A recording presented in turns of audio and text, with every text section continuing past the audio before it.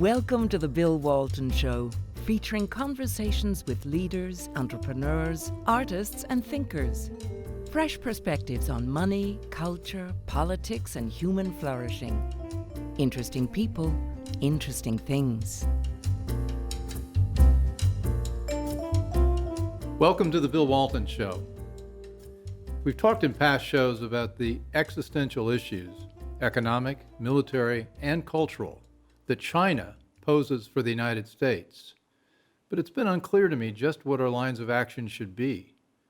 For example, imposing tariffs willy-nilly or beefing up our naval presence in the South China Sea seem short-sighted, not solutions. What we should be doing is confronting China across a broad range of economic fronts, while at the same time promoting our own productivity and economic growth. But it's not just a matter of the right actions. It's about how we think about the problems, and our domestic politics prevent clear thinking. With me today is a brilliant man who's done some very clear thinking, and he does have solutions. Robert Atkinson is founder and president of the Information Technology and Innovation Foundation. Founded in 2006, ITIF has been named the world's top think tank for science and technology policy. Dr. Atkinson coined the term innovation economics, and the New Republic magazine calls him one of our three most important thinkers about innovation. His most recent book, co-authored with Michael Lynn, is Big is Beautiful, Debunking the Myth of Small Business. Rob, welcome. Thank you, Bill. You founded ITIF in 2006. What led you to set that up? Well, the main reason was I thought then, and I continue to think today, that innovation is the most important driver of human progress, of American progress. And there were really no think tanks that were focused on that. It was a sideline or a side thought to most of the other think tanks. And so I thought there needed to be a think tank that just focused pretty exclusively on innovation and innovation policy in a nonpartisan way. There's good ideas from both sides, but as you pointed out, our politics is making that hard to get that done. So what's striking to me is how much opposition there is to innovation today and how little understanding there is of it. So that was really what our mission is. I want to get to China, but I am interested in what you said about opposition to innovation. It seems like some on the left have given up the idea that growth is important. And I know small is supposed to be beautiful, but who wants to shrink? We want to grow. We want to grow. We don't want to be teenagers our whole lives. We want to be adults. You know, there's some part of what happens in Washington and in these debates is there's almost these urban myths that this gets boiled under proportion. And one of them is that the average worker has seen no progress over the last 40 years. In other words, we've had innovation, we've had productivity, but the average person got nothing. So why would we bother with that? And this is all not pushed, but it's the origins of Thomas Piketty in his book. Well, actually, when you really look at the data from the Congressional Budget Office and others, when you really look at the data, what you find is the average worker has made progress, about 35% increase over the last 25, 30 years. Not as much as the rich, but it's not nothing. And so the left, you're absolutely right, the left appears to have given up on growth because they don't think it serves progressive goals. I think that's a huge mistake. Well, we have had some impacts on our growth and impacts on our jobs because of what's happened with China. Sure. And President Trump just yesterday at the UN gave a speech, and one of the things he pointed out, which he may have sourced you for the data, is we've lost 4.2 million manufacturing jobs and had almost $15 trillion in trade deficits over the last quarter century. So what's China? Where do we start with China? As Churchill once said about Russia, they're an enigma wrapped within a riddle, if you remember that, and that's somewhat China. Where do we start with China? We start with China with, I think, the simple concept of they're not a capitalist economy.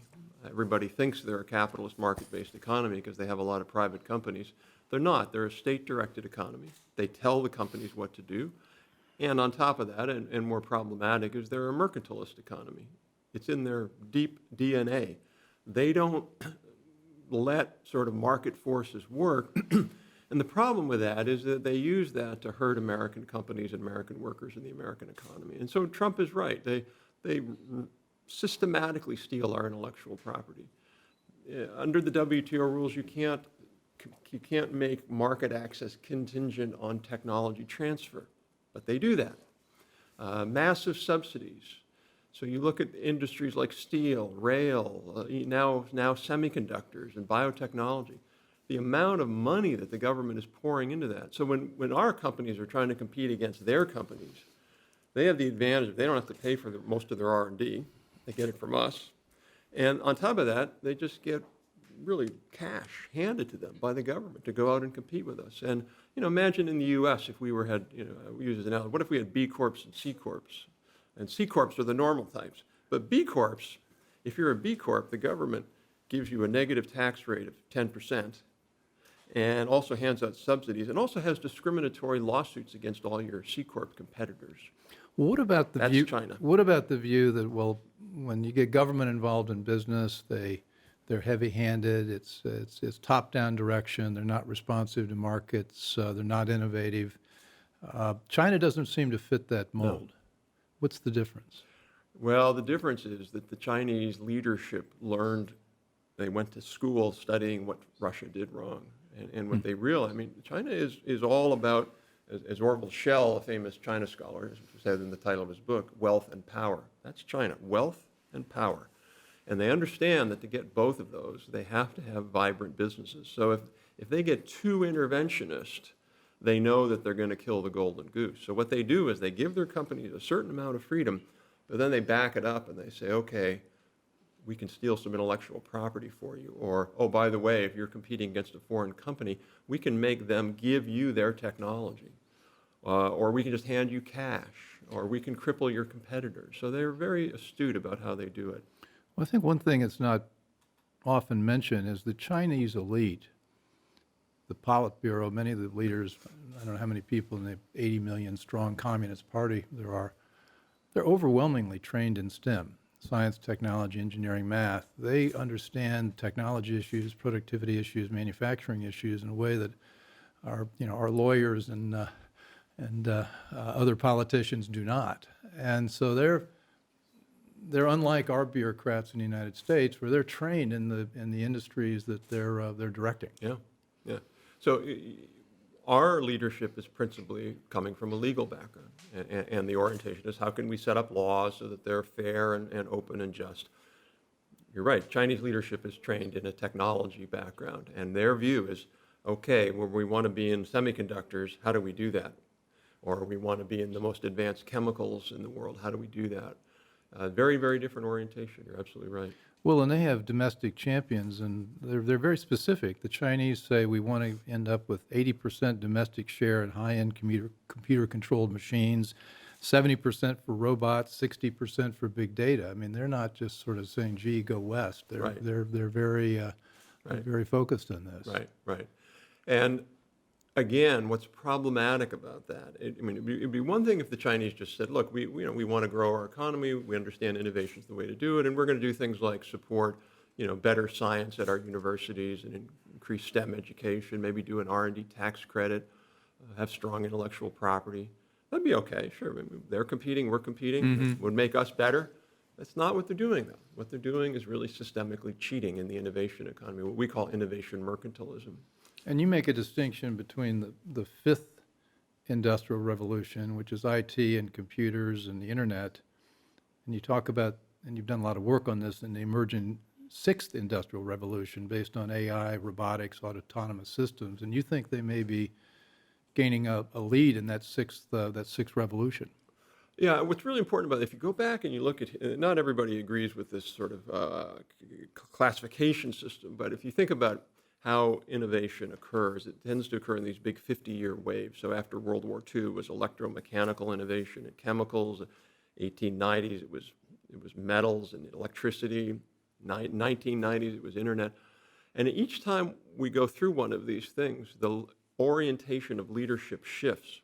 So if you think about from the 50s to the 90s, what happened? In the U.S., really from the 50s all the way to the 90s, the orientation was East Coast. So it was East Coast companies that dominated. The biggest software industry in the 1980s was General Electric. And what happened was we had this new paradigm. That's hard to envision. It's hard to envision, but it's true. There's a famous story of Bill Gates when he was a young guy and he was on one of these business associations for software, and GE was dominating. He got so mad he pulled out and he created the Business Software Alliance on his own.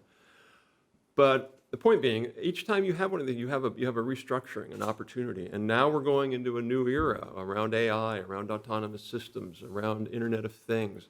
The Chinese have set their sights there, and that's to me very, very worrisome. We can't let them win essentially, because that's the big new frontier. Well, the real spark for China came, in 2001 when they were admitted into the World Trade Organization. Right. And the thinking was, if we let them into the world economy, subsidize them in ways that we can do through the WTO, they'll develop a manufacturing economy, and they can make our, I think, what did you call it, the cookie boxes? Or Happy Meal toys. Happy Meal toys, and they'll be there, and they'll be satisfied with that. And as a result of being successful economically, they'll develop a liberal democracy, right, and they will become a lot like us. They'll, right, enter the world order. Right. That didn't happen.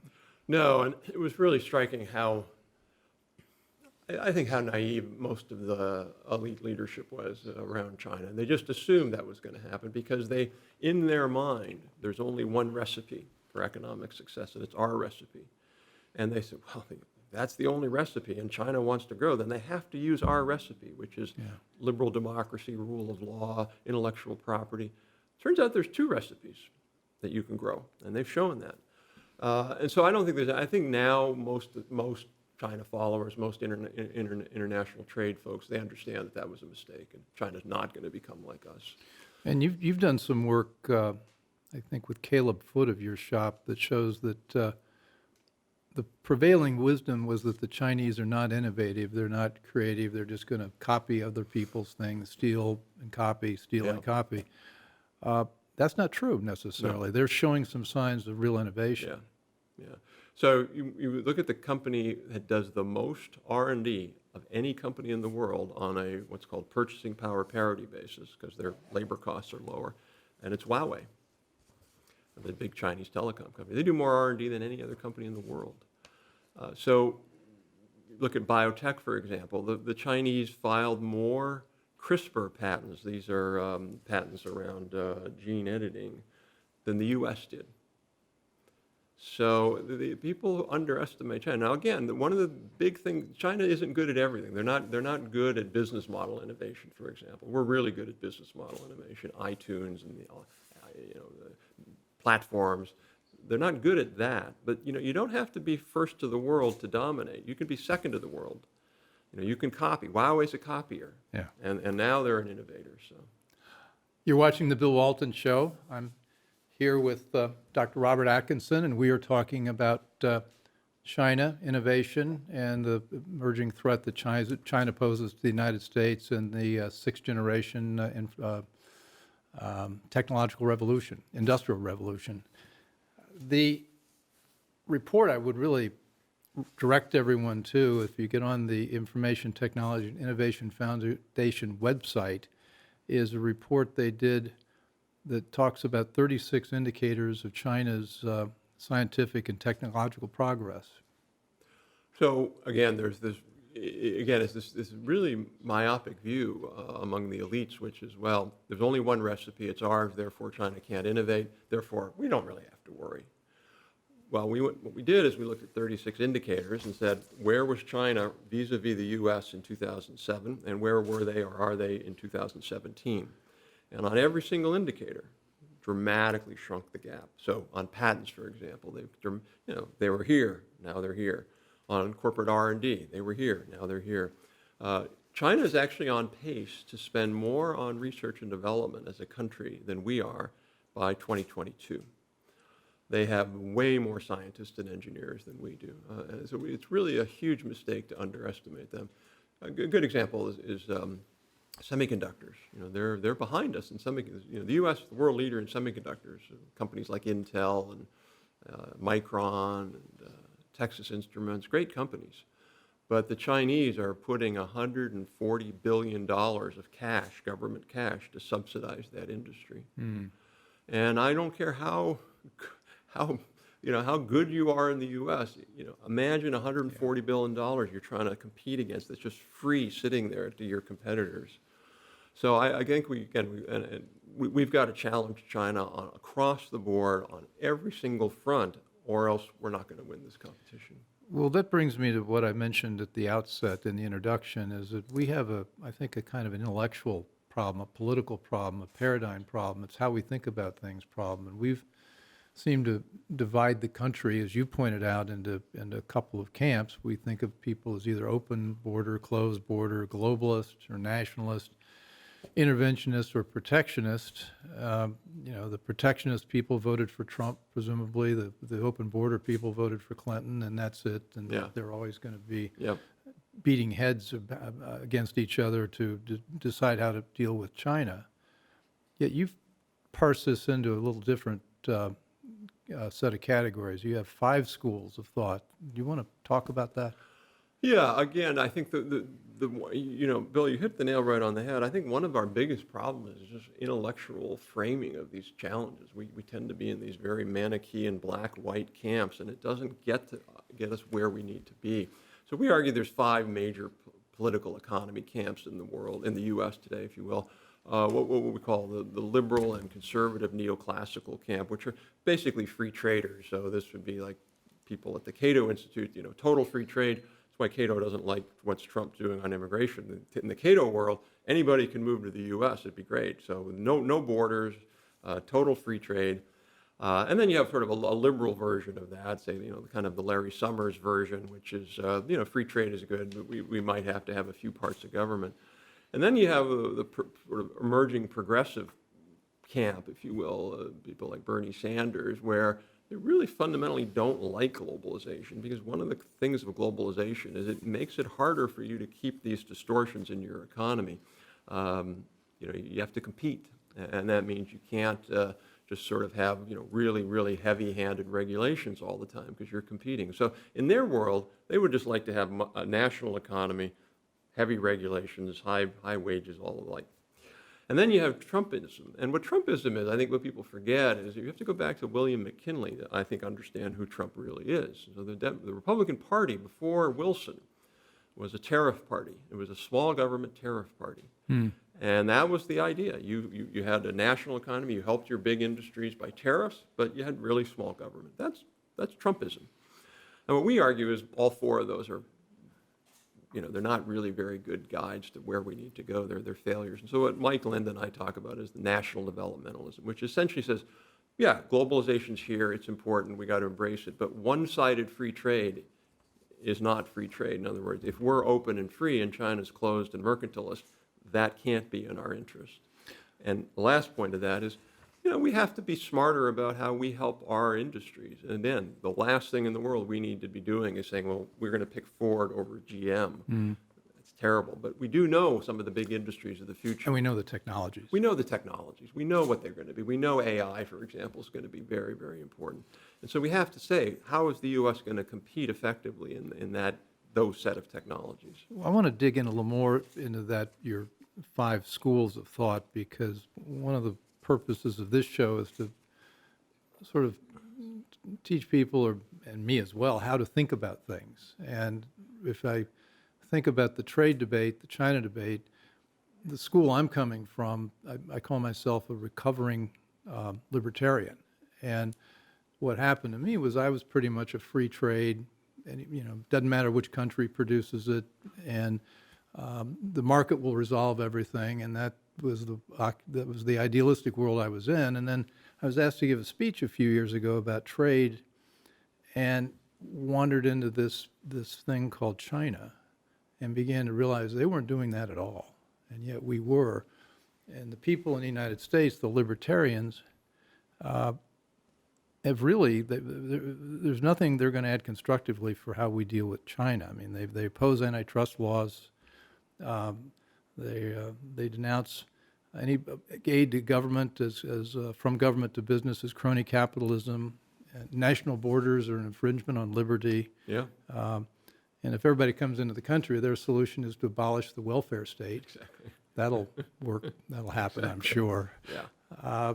And then one of the things I thought was interesting is that the Libertarians went so far to promote world trade that the Bush administration's Commerce Department went so far as to hold workshops to assist U.S. corporations to move to China. Unbelievable. Unbelievable. And the idea was there, well, if we move to China, the company will become more competitive. And that clearly was wrong. You know, it's funny, I was on a show once and I was arguing or debating a guy, and I was arguing for why we needed a better and stronger research and development tax credit. It's something Reagan put in place in 81. And it's basically, if you're doing scientific research, you get a tax credit for it because economists show that most of the benefits from, you know, Apple or GM or whatever, it actually spills over to their competitors. And so they don't get and to society.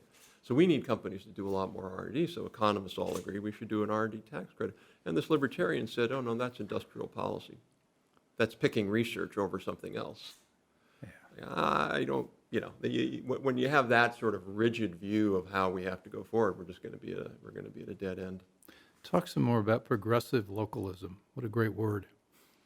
Great term. Yeah, so progressive localism is this idea that, and we talk a little bit about it in Big is Beautiful, our book, a lot of progressives, their ideal world is to have this, you know, everybody's all part of this one big happy family in the world, but we all produce and consume locally. So we buy local, we go to the farmer's market, we buy all our food that was grown within 90 miles. We've gotten rid of most of the big corporations, and so there are all these little small corporations, little small businesses that produce locally. So if you want to buy a suit, for example, it's made, you know, 30 miles away. It's not made 4,000 miles away. And also that most of these companies are worker-owned co-ops. And the ones that you can't do that for, like broadband, for example, would be government-owned. It would be a municipally owned company. And, you know, you can laugh at that. And you go, oh, my God, can anybody really believe that? But that is a new emerging doctrine, if you will, of many people on the left. Well, a lot of people believe that. Yeah. And Elizabeth Warren's basically running on that platform. She's running on more than that, but she appeals to that, certainly to that.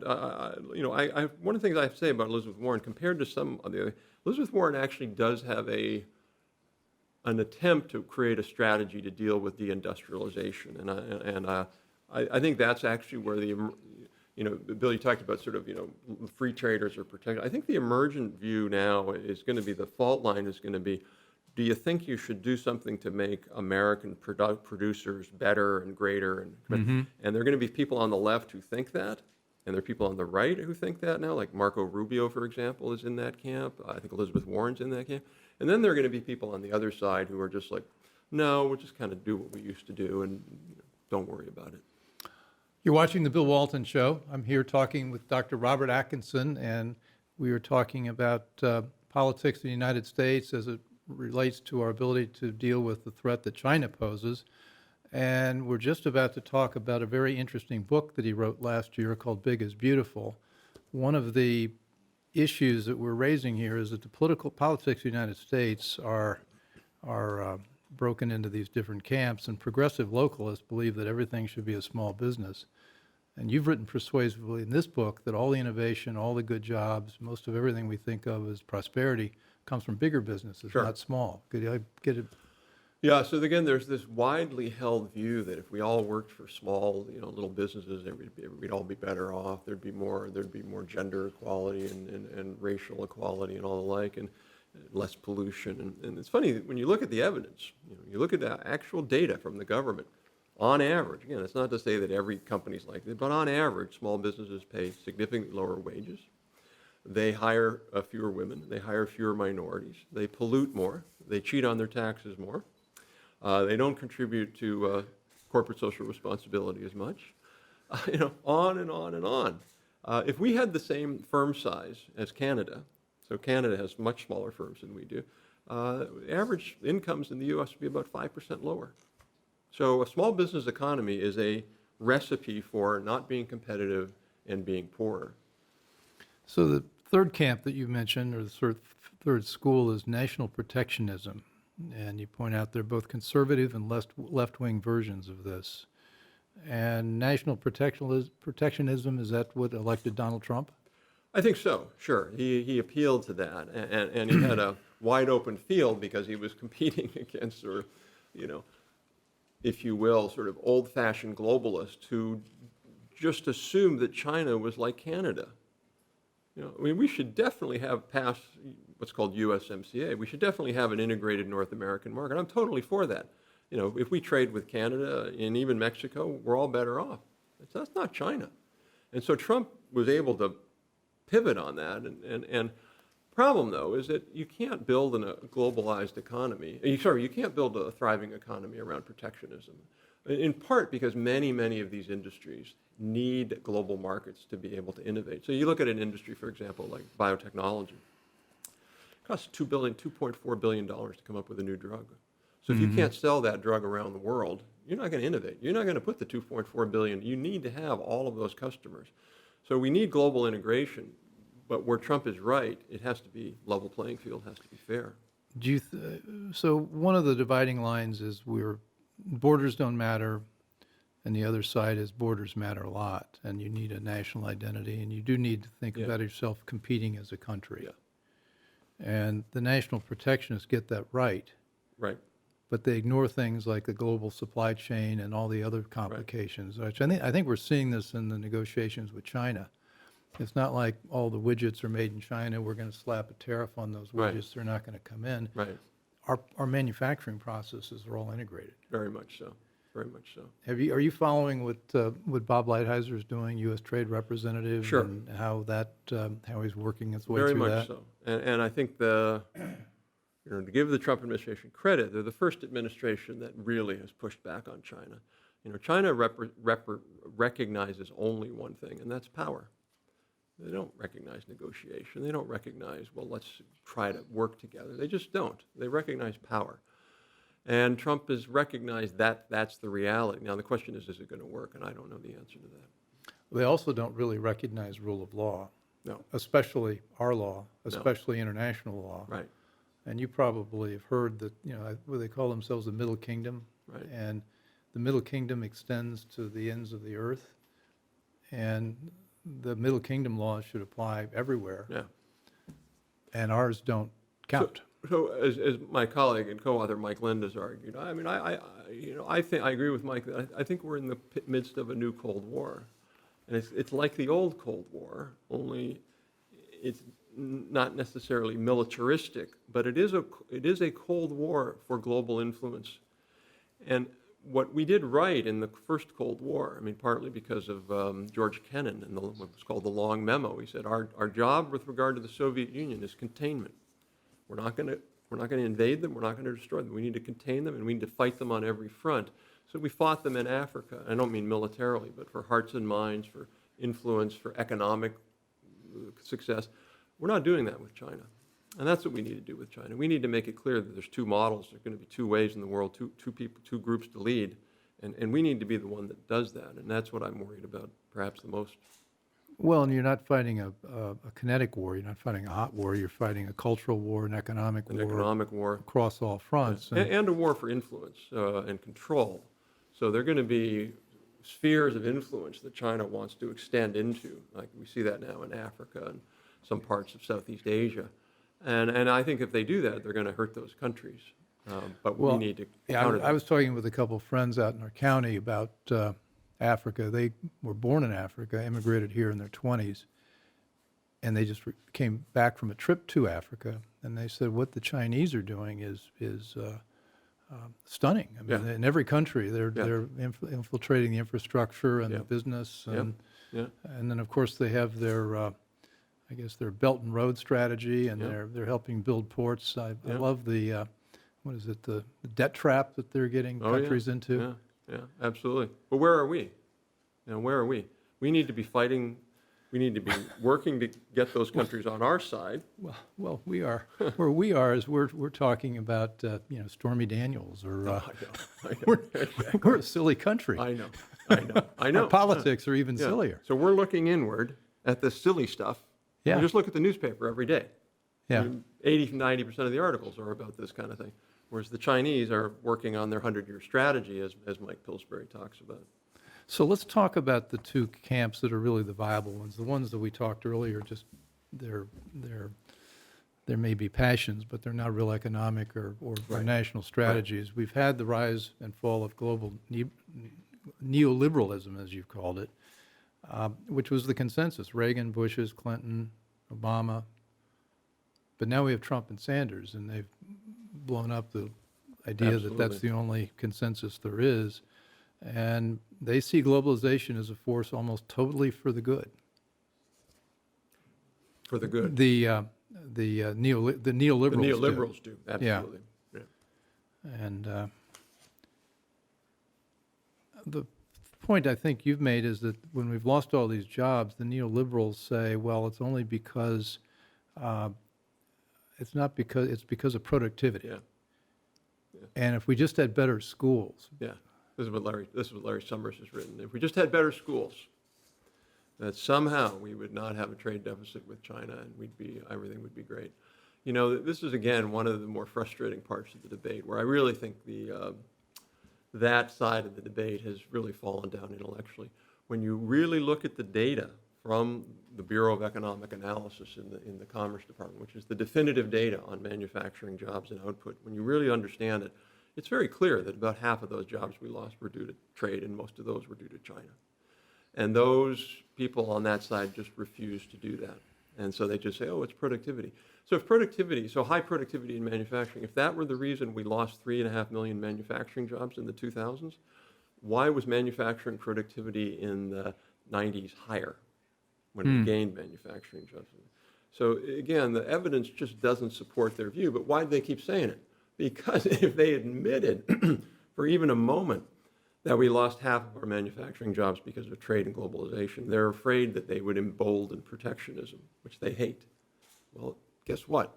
It's already there because you denied reality. And most people, particularly people in the Midwest who face that reality, they're not stupid. They know what happened.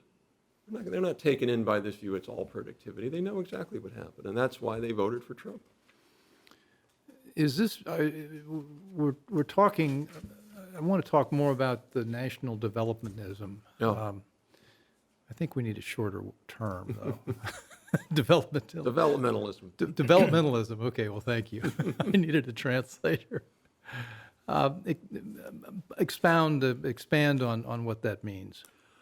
So the idea is that, and this is actually where President Trump got it right. Yeah, one of the ways he got it right yesterday when he spoke at the UN. He said what you should be focusing on as a national leader is your national well-being. And he's absolutely right. That's not to say you ignore global issues, but first and foremost, you put national interests first. That's not the case. It hasn't necessarily been the case. In the U.S. elites, they've tended to think, well, if we advance global interests, that's in our interest, and that's not always the case. The second point of that is this notion that you can't just sort of leave it up to the market and saying, well, the role of government is to make sure we obey the laws and we have good K through 12 education. You know, what people forget is the founders understood that. And so Alexander Hamilton is really the godfather of national developmentalism. Alexander Hamilton said, we're way behind England, and if we're going to be a thriving country, who can, by the way, can be militarily strong so that we're not under the thumb of England and Great Britain, we're going to have a developmental strategy. Abraham Lincoln was a developmentalist. He said, we need a transcontinental railroad to knit the country together. We need to have a land grant college in every state to help our farmers and our manufacturers. So there's a long tradition of that. And that tradition has really been lost over the last 25 years, largely because you have these economists who come in and say, oh, the market works great. You know, I worked for a Republican governor once, and one of the things he understood was the market works great, but not necessarily for his state. You know, and I believe the market works great, but we're not interested in maximizing global welfare. We're interested in maximizing U.S. welfare. And that's the big mistake economists make, in my view. How do the politics play out here? Because we talked about it's not just a dichotomy, Democrat versus Republican. Is this idea gaining traction with Republicans or Democrats? I mean, is there something to be forged? Could we finally do something bipartisan? Very much so, I believe. And China is the instigator of that, if you will. You know, back in the Cold War, you know, there was a reason our politics were much more aligned and less contentious, because we had a unified mission. and that was to not let global communism win. And that brought both parties together, and it led to important things. I mean, go look back at Sputnik. You know, in the 1960s, the United States government spent more on research and development than every other country and foreign business in the world combined. That explains a lot. That explains why we led in semiconductors and internet and all that. And so to answer your question, yes, absolutely. You see both Republicans and Democrats beginning to reject that old view. I look at elected leaders like Marco Rubio from Florida, who's a Republican, Todd Young from Indiana, Mitt Romney, Josh Hawley from Missouri. They're all beginning to say, wait a minute, what's more important here, freedom or liberty? And what I mean by that is we maybe need to have a little bit more activist government if we're going to keep our freedom, if we're going to keep national greatness, if we're going to defend our country. And they're both, all of those members and others. And you see the same thing on the Democratic side. Members like Chris Coons, for example, Sherrod Brown from Ohio, who's very liberal, but like Sherrod Brown is talking about we need a national industrial strategy to be able to compete with China. Well, you make the distinction, though, between traded and non-traded goods, and that you're not talking about doing something that would be pervasive economy-wide. Sure. Rather, we'd be selecting industries that we would want to be supporting and working with. Right. How would that play out? Well, you know, I remember once I was debating former Council of Economic Advisor in the Reagan administration, and he accused me of industrial policy because I said we needed strong manufacturing. So why don't we have one for our barber shops? And I said, well, because barbers you don't go to China to get your hair cut. We don't need a barbershop policy. But we could very easily lose significant portions of our advanced industries. So good example, that's aerospace. Boeing is one of the best companies in the United States in terms of high wage jobs, massive exports, lots of R&D. China has a national strategy to basically get rid of Boeing and Airbus in China and replace it with what their company is called COMAC, which is a state-owned enterprise that is massively subsidized. Once they get China market, they're going to go to the One Belt, One Road markets and subsidize those. And so, you know, they're not going to put Boeing out of business, but they could dramatically reduce Boeing global market share. We could see that in many other industries, biopharmaceuticals, advanced manufacturing, semiconductors. Those industries where we trade, if we lose those, what are we going to trade? Soybeans? Chinese tourists? Mm-hmm. You know, that's not the kind of economy we want. We don't want to be an economy, as Alexander Hamilton said, of hewers of wood and drawers of water. The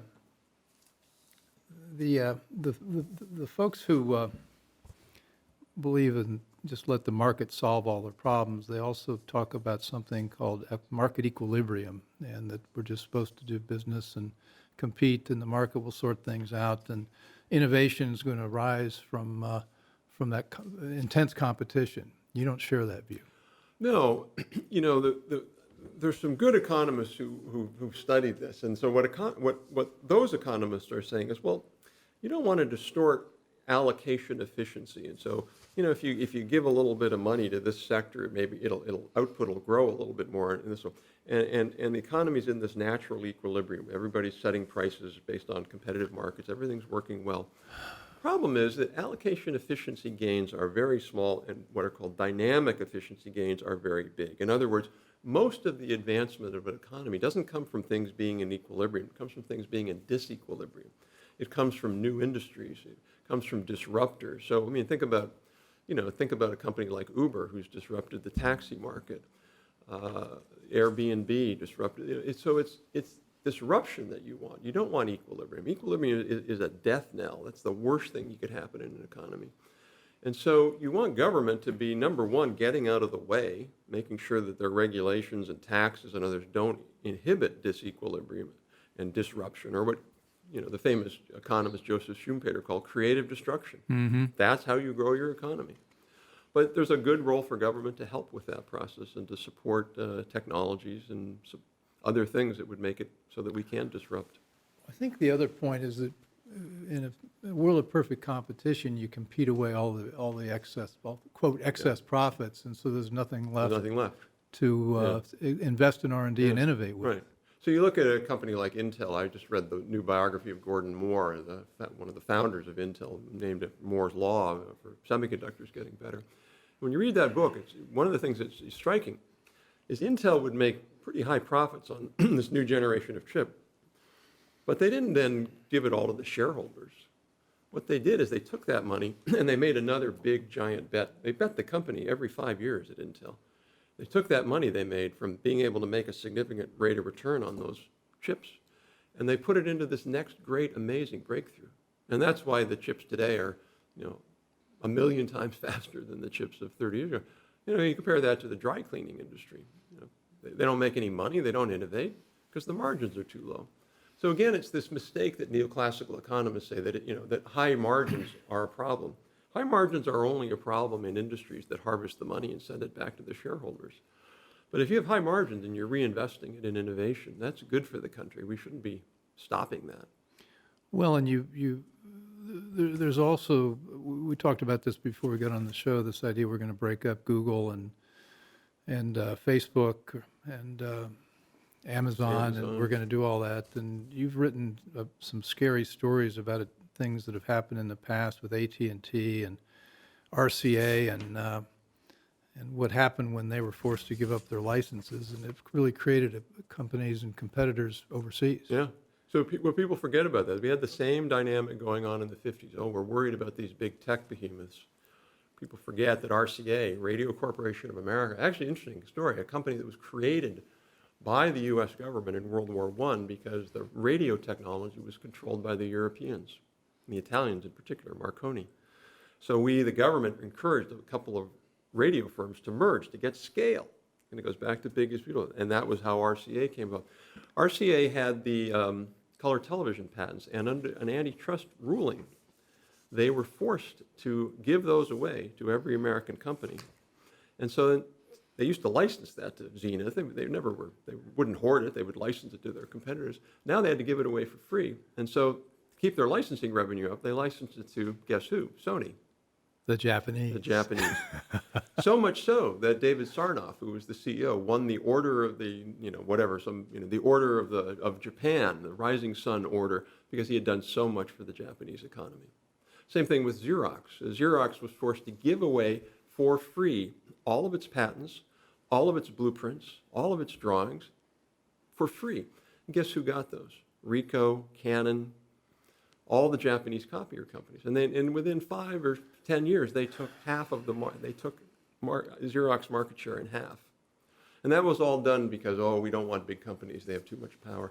And I think we risk the same thing today. If you look at the companies like Amazon, Google, Facebook, in 5 of the top 15 companies in the world in R&D are American internet and software companies. I mean, they're investing enormous amounts of money. Again, what's the problem? If they were taking the money and just lining their pockets of their shareholders, but they're reinvesting that money. Where is the Trump administration on antitrust?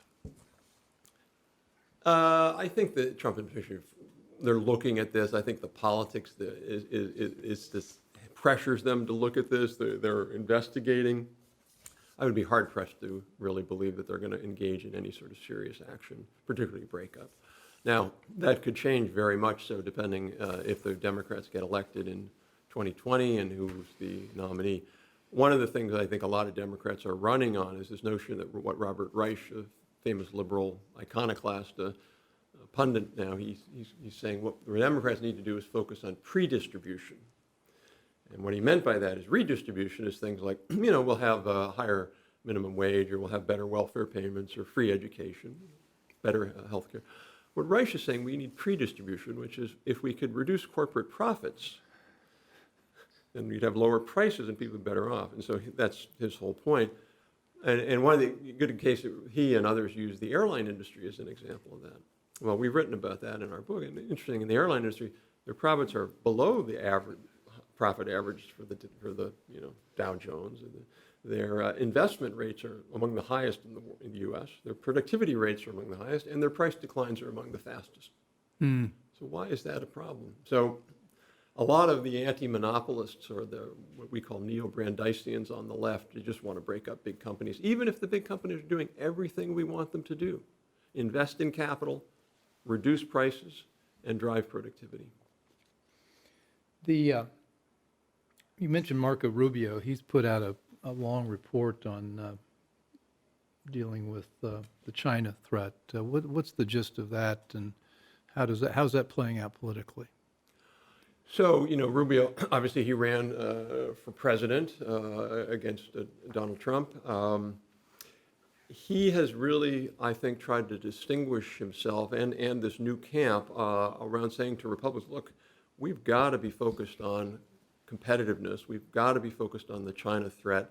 And that means, bucking some of the old libertarian doctrines. So I give him an enormous amount of credit for fresh thinking and new ideas. And the last thing in the world, Marco Rubio is a big government regulator. I mean, he's not that. He respects business, he respects markets, but he also has the insight, which is correct, that we need to do more if we're going to compete with China, and we have to be able to win that fight. What's interesting, though, Bill, you talked about being a recovering libertarian. The biggest line of attack or source of attack for Senator Rubio has been some libertarians who say he's selling out the Republican Party. I think that's a huge mistake. I don't think at all that's what he's doing. I think he's modernizing the party for a new era, just as the Republican Party has done consistently over the last century. Yeah, he was attacked by, I guess, my buddy Veronique de Rougy. Mm-hmm. And it was. Yep. I watched that. Read that with great interest. Yeah, he's taken a lot of heat for this. Yeah, and it boils down to this point. A lot of libertarians they can't distinguish between sort of light touch, important strategic government help with heavy-handed Gosplan Russian socialism. I mean, for them, it's all in the same bucket. And that, to me, is just a failure of thinking. There are certain things the government can and should do, like an R&D tax credit that's pro-market, pro-innovation. That's not socialism. You're watching the Bill Walton Show. I'm talking with Dr. Robert D. Atkinson, and we're talking about industrial policy, China, and how we progress in America to deal with the threats. And it turns out we're a little bit like Charlie Brown mode. We've looked at the enemy, and it's us. Absolutely. We can get out of our own way politically. One of the things that I think is driving maybe Marco Rubio, a friend of mine, Mike Needham, ran Heritage Action, and he's now his chief of staff. And one of the things that our economic policy has done in the last 50, 60 years, focused on supply side, is we focused on consumer prices, and we focused on efficiency, and we focused on basically having open markets, globalism, but we didn't focus on the people working in the factories. We didn't focus on people.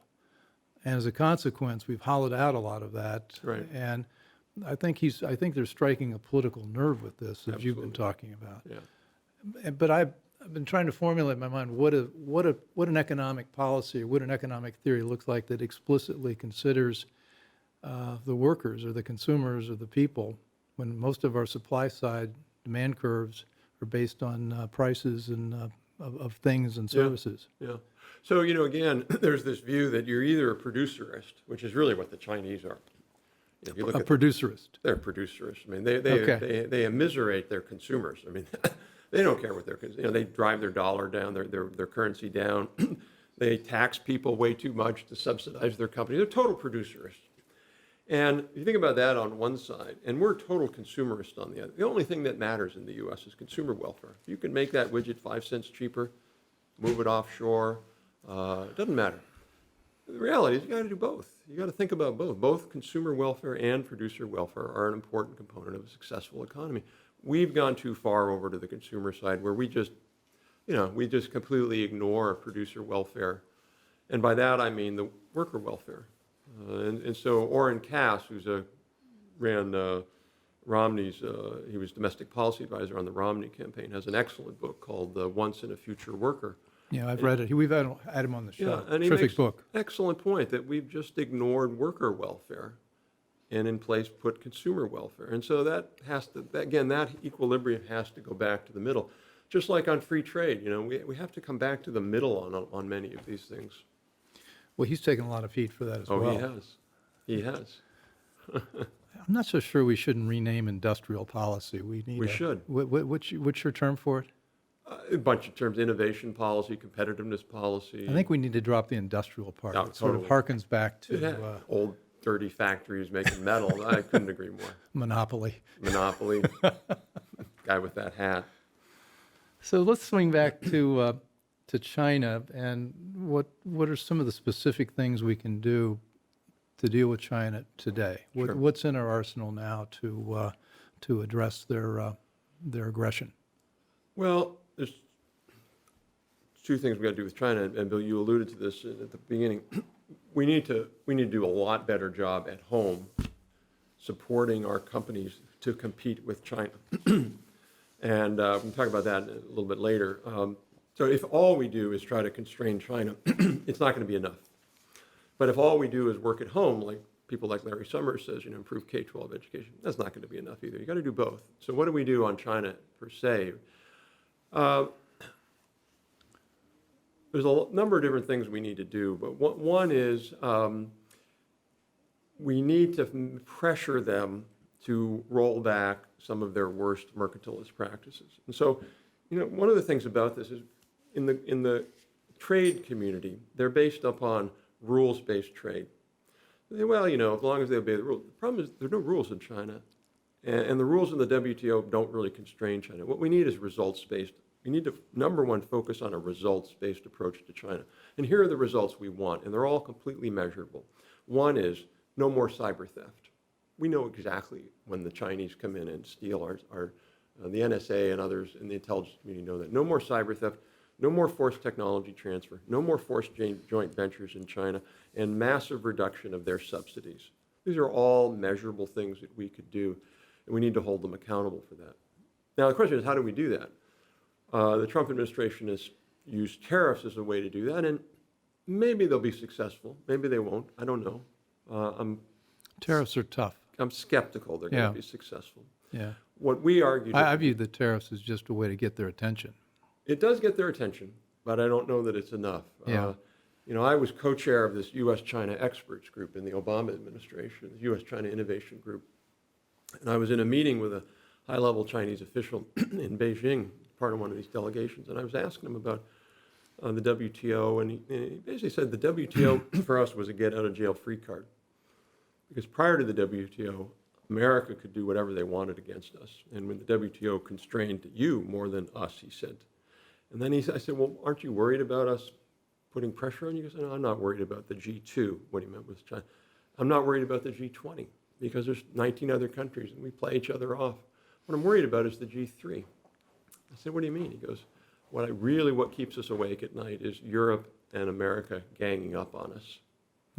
And I think that's what we have to do. We've got to the Germans are concerned about this, the French are concerned about this, the Japanese are deeply concerned about this. I think we need to build a global alliance, number one. And number two, we have to make the case, which unfortunately Trump has not made adequately. China is playing not by the rules. We need to get everybody to understand that around the world so that they're on our side. And when you get Xi Jinping going to Davos and getting applause for being a globalist, give me a break. I mean, how recently was that? That was about a year and a half ago. Wow. That was after he declared himself president for life. Yes. And the Davos man went there, and they applauded him. Oh, thank God Trump, Xi Jinping is a globalist and Trump is a protectionist. That was an utter failure on our part to allow that to be, that message to resonate. Xi Jinping is the farthest thing from the globalist. What globalization means for him is dominating the global economy. The Middle Kingdom. Yeah, that's exactly. That's we're in charge of globalism. We're in charge of everything. That's globalism. Yeah. Exactly. We just got to define the term. Yeah, didn't define the term the right way. But President Trump is doing a lot of the right things, I think, on trade, but he's not very good at building a consensus with their European partners on how to deal with China. That's the one thing that we're really missing, because they all are dealing with the same issues. They absolutely are. And when he said that Germany is a bigger problem in international trade than China, that was a huge mistake. Well, he says many things you wish you could say. Just take that back. Take that back. You didn't. Delete it from the tweet. And the reason that was such a problem, besides number one, besides it's wrong. I mean, Germany fundamentally, they don't cheat. They compete really well. They don't cheat. China cheats. The second thing is, why would we want to alienate the Germans? We need the Germans on our side to fight the fight, just like they were on our side in the first Cold War. So when can we get you nominated to be the next Secretary of Commerce or maybe State? We've got to wrap up here, but one of the things that maybe we can deal with in a future show is that we've been so balkanized in the government. State Department doesn't talk to Commerce, doesn't talk to Defense, and yet we need a unified approach to this if we're going to be successful. Yeah, I remember once an effort they called the Strategic and Economic Dialogue, the SNED, and I was in one of these meetings, and I watched the Chinese delegation. It was a day-long meeting. Every single Chinese person made the exact same point. It was almost like if you deviated from that, they wouldn't let your kids into college or something. I mean, it was pretty clear everybody was on message. And I watched the U.S. teams come in, from Treasury, all a different message. Oh, yeah. And, I understand how hard it is for any White House to get message discipline because the agencies are, but, one of the things that we could do, for example, is have a much stronger, one of the things we've called for is a much stronger National Security Council focus on economics and technology. National Security Council historically has been focused on military threats, not on economic threats. That's something a new administration could and should do and really try to bring discipline to all the agencies around that one core direction we have to go. Dr. Robert Atkinson, thank you. Thank you, Bill. This has been fascinating. I wish we had more time. I hope you'll come back. I'd be happy to do it. We've got a lot of other things to deal with. That's it for now. Thank you for joining us, and we'll see you next on The Bill Walton Show. Thanks for listening. Want more? Be sure to subscribe at thebillwaltonshow.com or on iTunes.